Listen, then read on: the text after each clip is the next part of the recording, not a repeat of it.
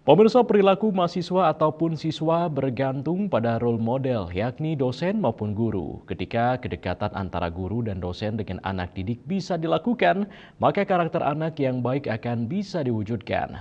Tujuannya meminimalisasi terjadinya aksi kekerasan.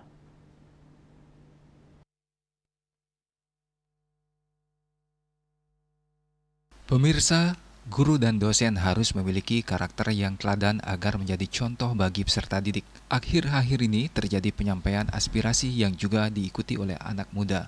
Untuk itu, perilaku anak-anak harus diawasi oleh guru dan dosen.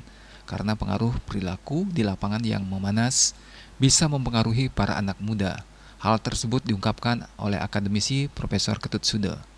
Generasi muda memiliki hak dalam menyampaikan aspirasinya, namun sebaiknya disampaikan dengan cara yang humanis. Sebenarnya kalau tingkat perguruan tinggi itu memang secara edukatif ya, secara kematangan ya memang sudah boleh menyuarakan hati nuraninya, aspirasinya gitu. Cuman persoalannya kan ini perlu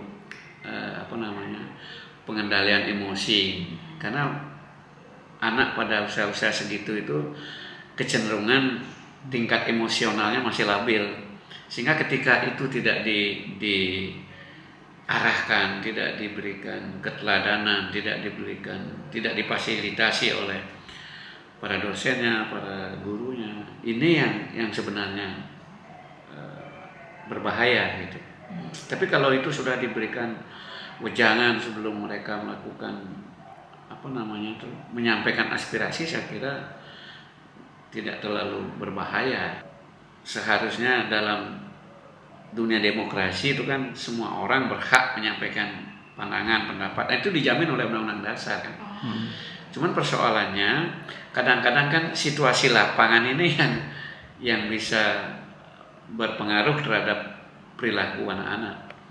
Siapa yang berani jamin ketika pengaruh-pengaruh lapangan ini lalu memanas gitu, sehingga bisa bermuara pada tindakan-tindakan yang bersifat destruktif itu kan.